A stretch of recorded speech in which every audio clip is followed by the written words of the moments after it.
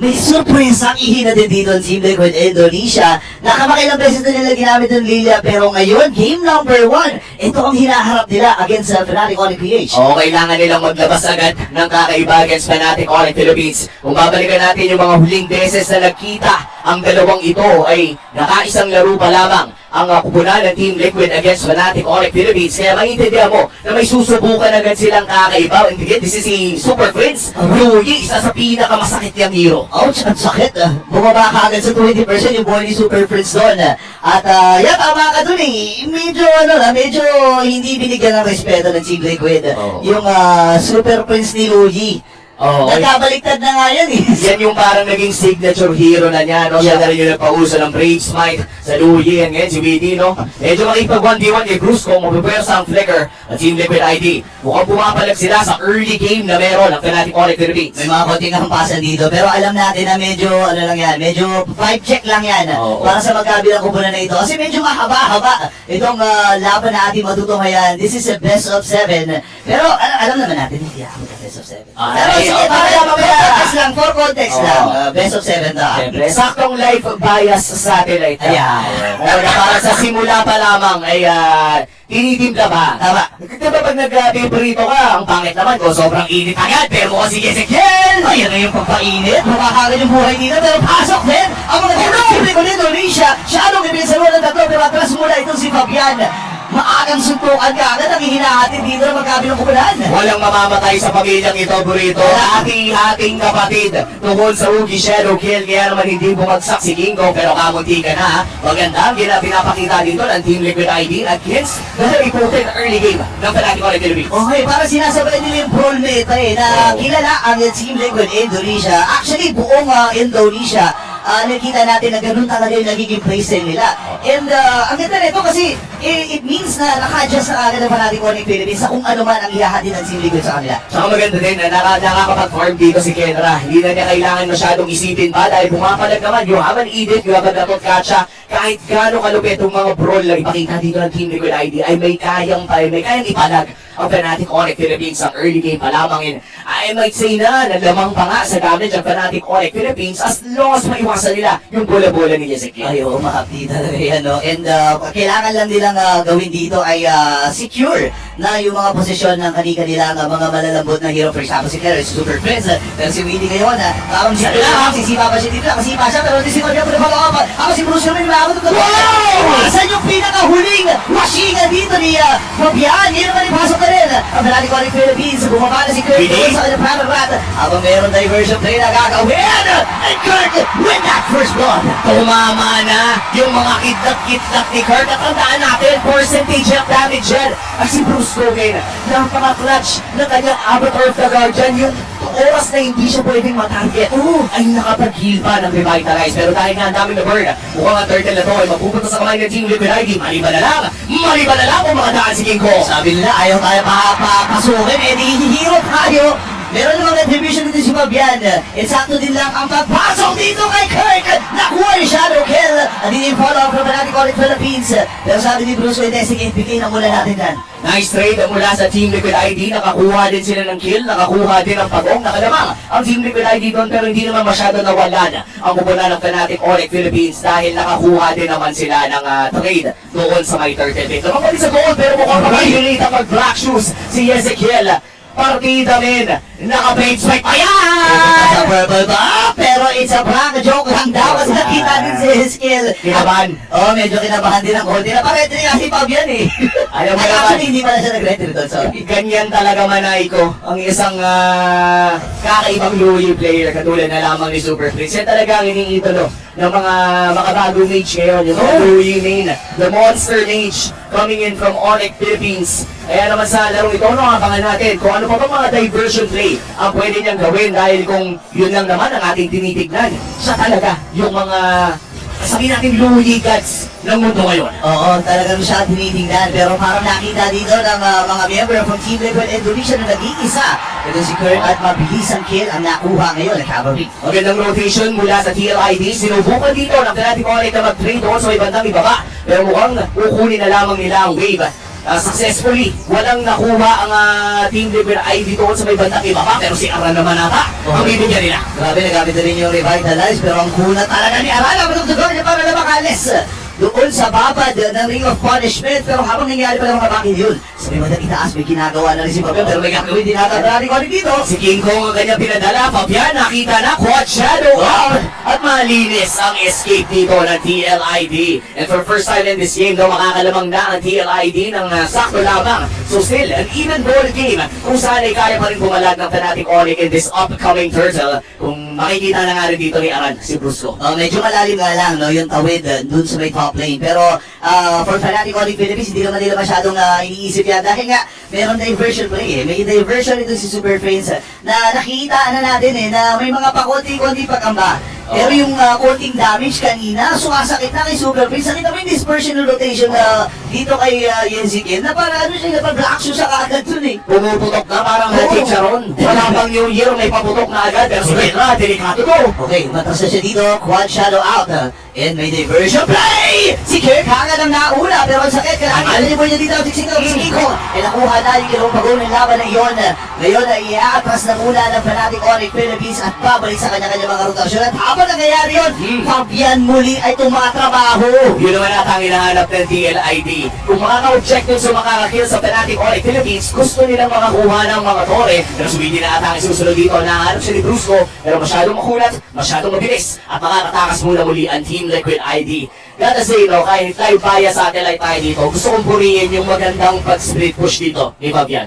Actually, nakakabilib din na mamanage ang Team Liquid Indonesia na habang tumitim fight sila, may mga split push sila na ginagawa. And I think, ang laking tulong talaga ni Aran bilang taga-soak ng damage. Pero sabi ni Willie, okay, Jet Kundo muna tayo, kalahating na sakit dito. And Kevin nakakuha na yung shadow kill. Nahuli lang ata ni Glenn na doon. Fabian, nakakuha na rin ng kill. Nagamit ng revival na si Brusco. Abang atras muna dito ang kumuna ng Fnatic Onyx Philippines. Pero nasasalo niya yung mga baril mula ni Hiroshiki. Abang ito, Trajan!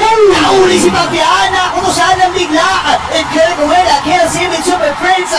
Mabilis ang aksyon para sa Super Family. Hindi pwedeng natatanggal si Kendra kas walang kapalit. Wala. Napakagandang Avatar of the Guardian mula dito kay Brusco. Pero yung diversion doon sa kabilang bush na nagpadala ng mga damage dealers ang siyang kumuha ng teamfight na yun. Kaya lipat muna tayo dito sa mid lane. Napakataas na ng damage dito ni King Kong. Isang pana lang ang lumusot. Partida may nauna pang natamaan ay kalahati na agad ng buhay ni Ezequiel. Grabe, isipin ko yun ito yung nakakatakot para kay King Kong. Remember, kapag hinahawakan niya yung suyo, napakabihira, bibilang lang sa daliri ang mga natatalong games kapag nakasuyo si King Kong. Kailangan pag-ingatan nito ng Team Liquid Indonesia, bukod sa napakaraming kits ng isang suyo, sobrang gamay na gamay. Isa yan sa mga binatak talaga dyan nung nandito sa MPL Philippines eh. Tsaka alam mo naman, kapag sa MPL ka nag-training, ay napakahirap talaga. Sa hyperbolic chamber. Pagkabas mo dito, ibang manlalaro ka na. Kaya na nga ang pamilya, Fabian, mag-ingat ka na! Ay, naku, makakaingat pa. Nakakuha shadow out. Pero mapapa-recalls din. O mapapa-recall pa uwi dito sa kanyang bahay. Ngayon naman, ang Fnatic Onyx Philippines ay pumuposisyon na dito sa Lord. Binibilisan nata nila. First door datang call, around the doors backway. Pero yan na nga! Lord secured para sa Fnatic Onyx Philippines. Kasi alam na ang susunod nila. Okay, ganda rin ang pupasok ni Hiroshiki. Ako na naghirapan si Aran. Lumapapad lang. Ito na ba Common King Kong? Ay umatras na nga rin lang. Nakakuha na siya ng isa. At kinakapa si Nilirgo na sila. Wipe out para sa Super Family. Lord na! Wipe out pa!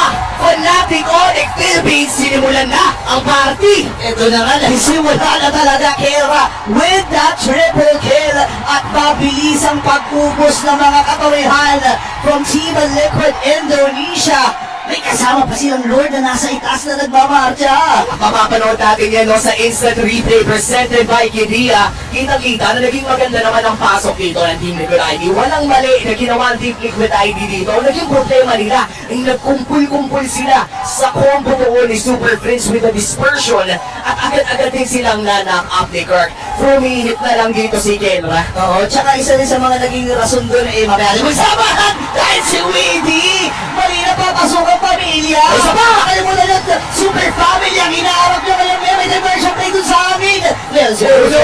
nagpapata sila Oh, kung no! nagpapatore. Pero sabi ng super family, hindi! Walang tori-tori sa amin! Ay! Sabi nakakuha na rin si Kalapit! Ando sa nagkakaya, napalipag! Itong si Aran, double kill para sa gold standard!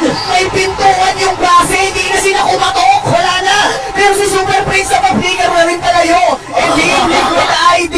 Hindi mo pa iniimbita sa party! Nandyan na sila! Gine-crash, man! Gine-crash yung Team Liquid Indonesia dito! Ladies and gentlemen, sabi ng Panati Conic Philippines, okay, pumapalag pala kayo Ito ang tunay na brawl meta! Pre, hindi yan brawl neta, fiesta mesa! Pag fiesta, pwede ka pumasok sa bahay ng iba! Ay, ba talaga yun? Oo! Shoutout sa mga nagpapapiyesa at nagpapapasok ng mga tropa sa... men, grabe itong laban na to. 6.7k gold lead. Isang mga bilisang liko lang. Imagine mo na, yung Lord lang, yung take lang, doon sa Lord at yung mga heroes na naubos sa Team Liquid Indonesia. Para bang nakatapak sila ng landmine, pre? Binigla eh. I would say, no, ito, real analysis, no? Habang, and by the way, habang hinihintay natin, Ayan, 30 seconds pa naman. Oo.